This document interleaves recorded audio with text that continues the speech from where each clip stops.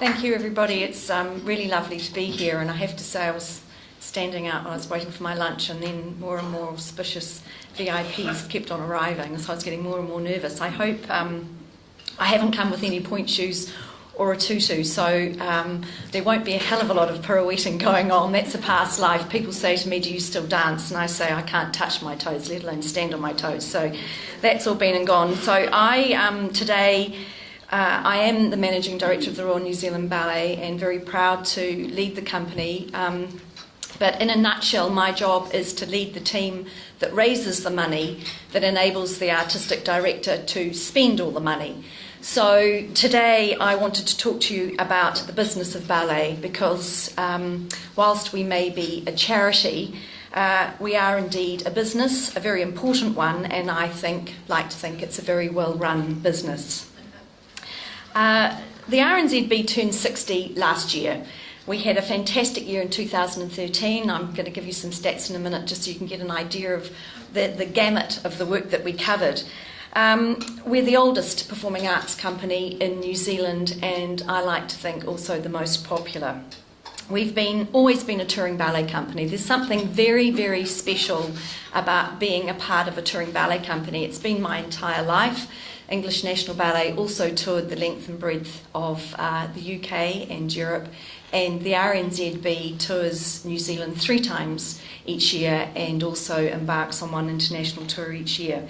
You certainly get to know everybody very well, and you rely completely on your colleagues. There are very many parts that make up the whole. The company survives, I think, because it's always been one that has great courage. We have the courage to take the next step, but we still like to maintain our professional responsibility and our responsibility to our art form. And one of the things I'd like to touch on a little bit today is, as a national ballet company, a national dance company, all the different bits and pieces that you need to pull together to make it work for the various audience members, but also for the dancers and also to take the art form forward. It's a real juggling act, so I like to think we're a jack of all trades and master of them all as well. In 2013, let's step back a year. This is what the RNZB achieved. We performed 114 performances. 64 of those were a part of the Tutus on Tour program, which literally travelled from Stewart Island right up to Kaitaia. 3 trucks travelled 46,870 kilometres up and down New Zealand. We were on the road for over 23 weeks. Just under 100,000 people saw an RNZB performance, and this included 37,655 to Swan Lake. 17,655 participated in 393 educational activities. That's a whole separate arm of the company that travels with us, doing work in schools and community halls along the way. We went through over 1,000 pairs of point shoes and performed over 800 show-stopping fouettes as part of the 3rd act of Swan Lake.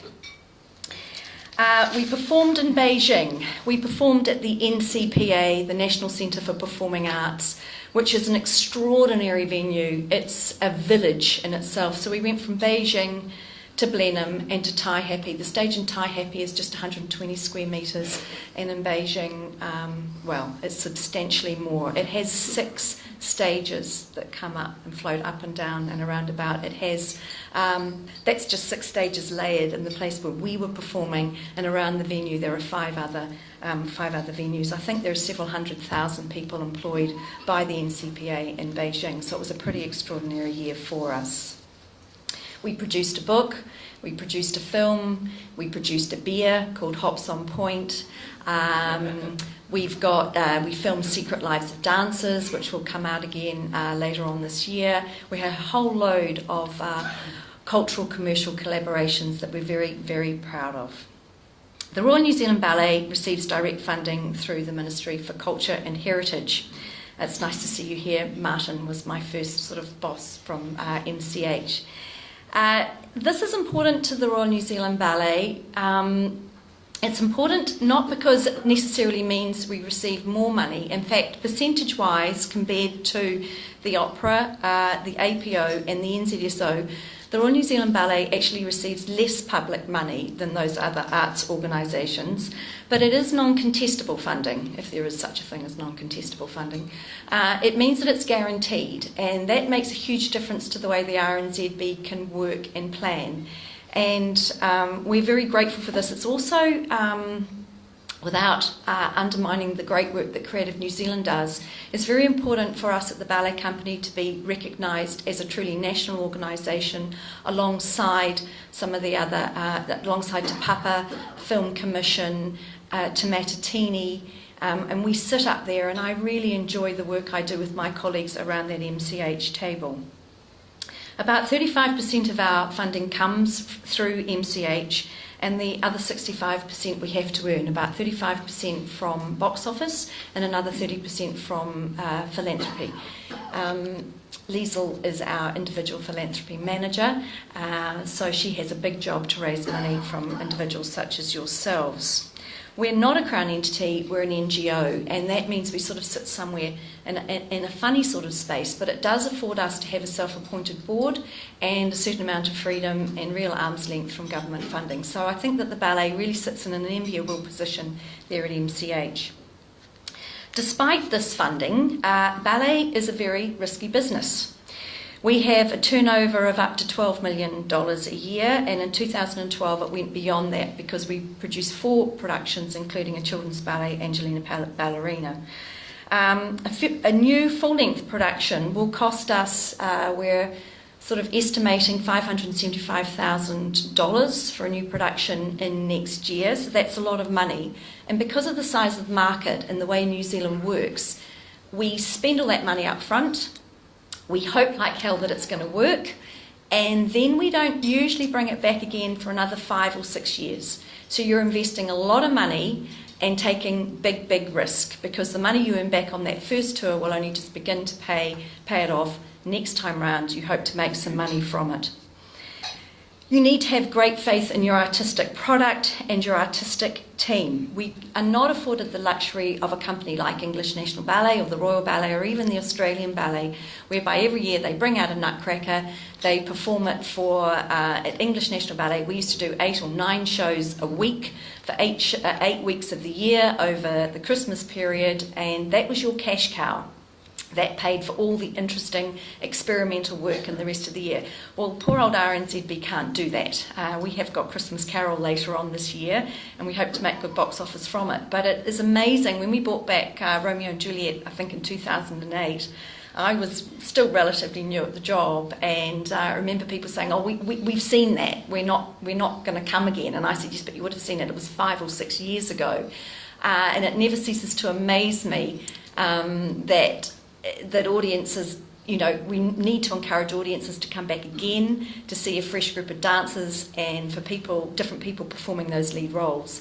I think one of the greatest achievements in 2013 was the fact that we got a lot of repeat visitors to Swan Lake.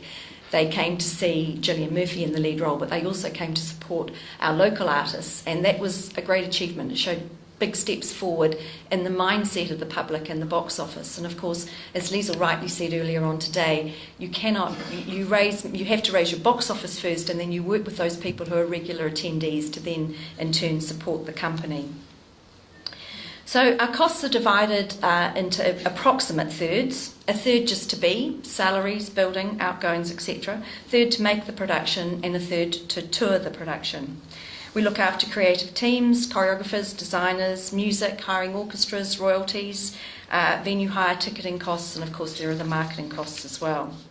Our income, as I said, 35 government, box office and development. And in the development portfolio, we have corporate sponsorship, individual philanthropy, trusts and foundations, and the new Ballet Foundation for New Zealand. And at that point, I'd like to acknowledge Lady Susan Satanyand, who invited me here today, who is a trustee on the Ballet Foundation.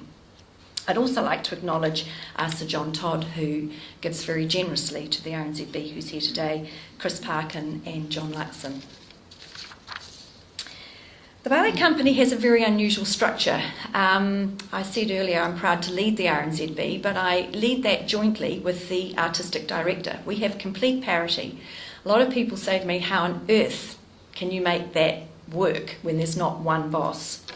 And we've had many discussions around the board table about it, and it is quite an interesting balance, especially when you get a change in either the MD or the AD. I feel very strongly that they should have parity. Whilst I have to look after the bottom line, the ballet company is an artistic company and it shouldn't always be driven by money. There are checks and balances that need to be put in place, but as I say, first and foremost, we are there for the dancers and for the art form and providing something different for the audiences. When we were in the States earlier this year on tour, Leslie and I went to see New York City Ballet. I didn't think their Capalia was a patch on ours, but that's by the by.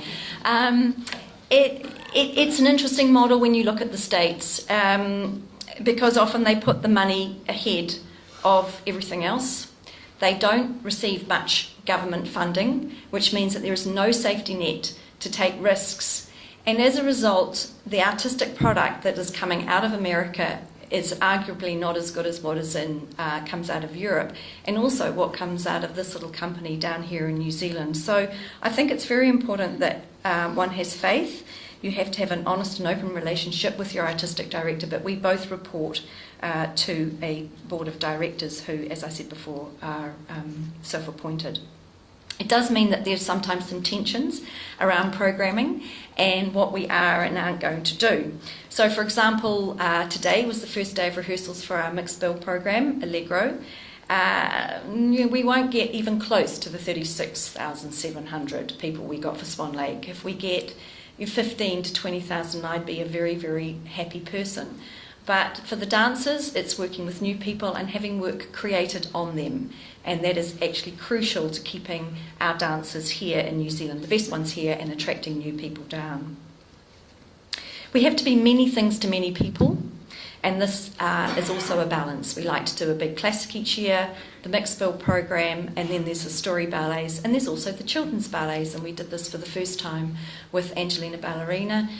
We made nearly $1 million in box office, which is pretty good considering every ticket was under $20. That's a lot of tickets we sold, which is fantastic, but it's all about that balance, and you don't employ great dancers to then put on a mouse head and to dance in very tiny venues. So one of our challenges and one of the developments, and I'm excited to see Russ here today, is to work on an apprenticeship scheme with the New Zealand School of Dance so we can expand our repertoire and what we give to New Zealanders even more. We're not we're a curatorial, we're not a choreographically led company, and that's also because of the diversity of work that we need to put out there to the New Zealand public. So Hamburg Ballet had Normeier, Matt Zeck was with the Coburg Ballet in Sweden, obviously you had Balanchine at New York City Ballet. We can't operate like that because everybody wants something different all the time and something new. So, for example, when we're putting 2015 program together, we're starting off with Gary Harris's Don Quixote. We did it just over 5 years ago. We'll bring that back. It won't cost us too much money it's already been built. It's in our stores in Upper Hutt, and that's the program that we hope will help us make the money for the next program, which is World War I commemorative mixed bill. Very proud that in that program there are 2 new New Zealand commissions and a new music commission, and we're using the New Zealand Army Band live, and they will be touring with us throughout New Zealand. But that is quite an expensive exercise, so we're hoping Don Q and the main centres will help subsidise the mixed bill. To balance this out, there'll be a new production of A Midsummer Night's Dream, international choreographer Liam Scarlett, who's really hot property out there now from the Royal Ballet, but we're going to give it a taste of New Zealand and employ New Zealand choreographer Tracy Grant-Lord. And to finish the year off, we'll take all our New Zealand works up overseas to London and to Europe as part of the World War I commemorations. So that's how we've put that year together, and you can sort of see a bit of the jigsaw puzzle. International touring, people often ask me why. It is not just a jolly and how on earth does it work. It's something that I was absolutely passionate about. It's my thing. I think having been a New Zealander that went abroad, and dance is a very, very short career. We're a very, very long way away from everybody else, and I use an all-black analogy, which most people in New Zealand get. in that we wouldn't expect the All Blacks to have won the Rugby World Cup if they'd never played an international. And it is no different for ballet companies. We need to be up there with the best. We need to give our dancers that opportunity to go on those great stages, to be at the Joyce Theatre in New York City, LA Music Centre. It's not that they give better performances, but they challenge themselves in different ways. They have critics who see work from all over the world, and if they get a good crit from the broadsheets in the UK, that is worth a lot more, dare I say it, than a good crit from lovely Jennifer Oran in the Dominion Post, who know the dancers well and personally. It is a completely objective review of them. We attract good choreographers back to the company, and we just have to operate on a global world like any other successful business. You know, we've got to get out there and to do our thing. International touring, interestingly, is actually financially more viable than touring around New Zealand. We made money in the US at the beginning of the year, and we lost money touring Capalia to Invercargill. Might have had something to do with the duck shooting season opening the weekend that we were there. But at the same time, you know, the audience is only so big. And Tutu's on tour. You go to Patararoo and it sells out. You go to Taihape and it sells out. But the volume of people you get into that hall, it just doesn't pay for what it costs with per diems and accommodation and touring costs. When we travel abroad, we get paid fees. We got 50,000 American dollars per performance in the US, so we know what we're going to earn. They also pick up our accommodation costs, they pick up the marketing costs. We take no risk on box office. We'll talk a little bit about our issues in a moment. And box office and working with venues in New Zealand is a very, very difficult model. And I know my colleague Sue Patterson, who runs the festival, as you all know, would agree with me. So touring overseas, it has so many benefits. It obviously has to be artistically worthwhile. And I think back on my nearly 8 years in the role, and I think opening the broadsheets in the UK in 2011, we wanted one good review, and we just, every one was a great review. And I think it was The Guardian that said, was it The Times said, these Kiwis can really rock. So we had T-shirts made up when we got back. So that's really important. But obviously we are a national company, and there is an expectation through our MOU with government that we deliver out to the New Zealand public, and absolutely understand that and really, really want to do it. And with Tutu's on tour, it's actually really, really interesting seeing both our New Zealand dancers and our international dancers, just what a thrill they get out of going to those tiny New Zealand towns, and the ownership that those small towns take of the RNZB is really, really, really lovely. I did get a text from Ethan Stiefel, our current AD. He arrived in Taihape for the first time, and I just got it was quite late at night, and it just said, "Do you know how small this stage is?" And I just texted back going, "Yep."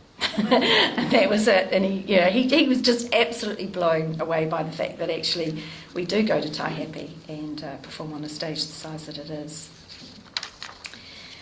We employ approximately 10 people in management, and that includes marketing, fundraising, finance and HR.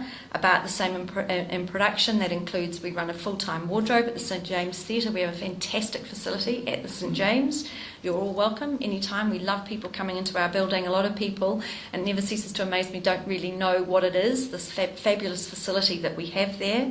In the artistic staff, we have 2 ballet staff, an artistic director, and a newly formed permanent music department, which has 2 full-time people in it, and we have 3 people who work within education. We have 38 dancers plus the wonderful Sir John Trimmer, and we hire many other contract staff.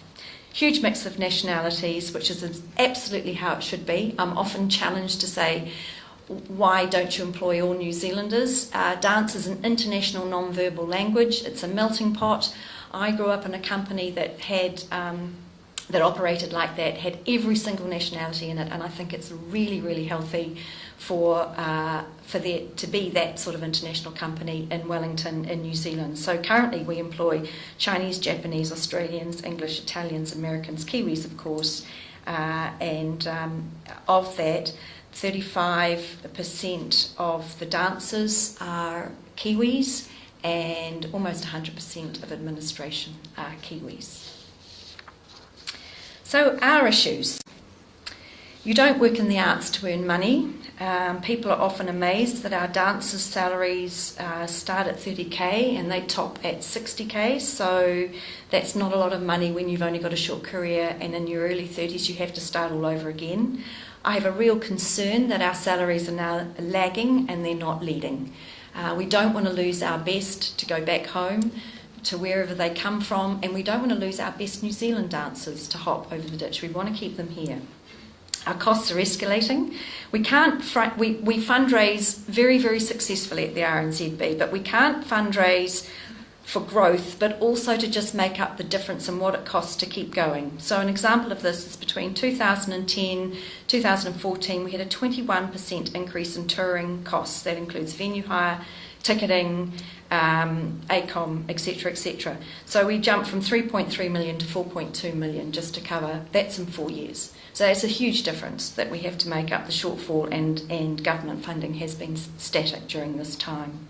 Ticketing costs. I have an issue with ticketing, as do a lot of arts managers. Currently, for example, in Dunedin, we only earn 70% of what the cost of that ticket is, and next year that will drop a further 3% to only 67% comes to us. The rest goes to the ticketing agency and some to the venue. And people just keep on putting their prices up, and we have to absorb them, and we can't just keep on passing them on to our customers. There's a price point. I think we get very good audience numbers because we keep our prices in Kui of what they should be, but somewhere along the way the equation just isn't working, which brings me to venues. Overseas and in Australia, venues take joint risk. So if you present something and it does really well, both parties benefit, but if you present something and it doesn't do so well, then you can share the loss. It also means that there is an onus on the venues to support national and your local artists. Here, we're absolutely on our own. We have to write a cheque anyway. We have to pay for the aircon and everything else that goes with hiring a venue. The staff, they set the staff's salaries, they say how many people we have to have on, what hour-long shifts they do, etc., etc., and it all just comes to us. The problem with that is, because they're not taking any risk, it doesn't matter whether there is a musical that's put on 2 weeks later and we have to compete with them. There needs to be a greater sense of responsibility for venues up and down the country for the local arts, and it's a real bugbear of mine, and I think we've got to do something about it. The other issue we have, of course, is gaming trusts and their sinking lid policy. The RNZB earn $500,000 from gaming trusts, and this is likely to decline. Corporate support. We do very well with corporate support, and I'm really, really proud. I inherited some fantastic sponsorships from Sue, but the world is changing. We used to put on a lovely party on first night that was black tie, and the ministers would be there, and we'd sip some champagne and they'd all be happy, and everybody would go home afterwards. It's a little bit different now. And I spoke to Air New Zealand recently. They said we had to demonstrate significant commercial return on a sponsorship for us. Now, I kind of understand that, but because we're a company that goes out to New Zealand and we're not a one-off event, I can't do that. It's very hard for me to demonstrate that. Vodafone, whose sponsorship is worth $300,000, I think it's one of the biggest cash art sponsorship in the country, they just keep on waving their mobile phones at me saying, we need more content, we need more people uploading more stuff on our phones. Now, given I've got issues with royalties, etc., there's only so much that I can put on those phones without doing something very illegal, but we've got to keep Vodafone. Companies whose head offices are in New Zealand now, quite small. Out of those companies, how many of them support the arts? Out of those who support the arts, how many are going to support ballet? You're targeting very, very few corporates, and you have to work incredibly hard to keep them. My other big issue at the moment, and I'm not going to be negative all afternoon, is advocacy. And a very simple example of this was the recent royal visit. It wasn't just the RNZB. I know there was talk for a little while there, and I hope I'm not speaking out of turn, that the royal couple go up to Toi Whakaari, which would have been fantastic. But from where I was sitting, they did speedboat racing, sailing, rugby and cricket. They got off the plane in Sydney, went straight to the Opera House and saw the ballet. And I don't know what that says about New Zealand, but when you're out there trying to raise money from Vodafone, who sponsor a rugby league team, and don't really know the ballet, it would have been hugely valuable to us as an arts organisation if they just made one cultural visit and said, yes, this is what New Zealand does well as well. So I'm big on advocacy at the moment. Yes, the future for us.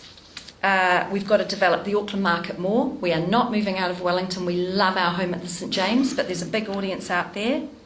We want to develop an apprenticeship program with the New Zealand School of Dance, and there's the international stage. My final plea to you as Wellingtonians, well, not a plea, but a message. This is the cultural capital of New Zealand. But the city has to invest in what it's got now. I think it's fantastic we're looking for a conference centre, but you've got wonderful, wonderful facilities here, and we mustn't let them go. I was delighted to see the bit in the paper from Positively Wellington Venues last week about maintaining what we have here. Fight for the town hall and the wonderful resources we've got. Support performances and tell a friend how good they are so they buy tickets too. I'm very, very proud to lead the RNZB. I think it's a jewel in Wellington's crown and in the New Zealand arts crown, and I'd just like to thank you all for supporting us. Please continue to support the arts in Wellington. We're worth it. Thank you.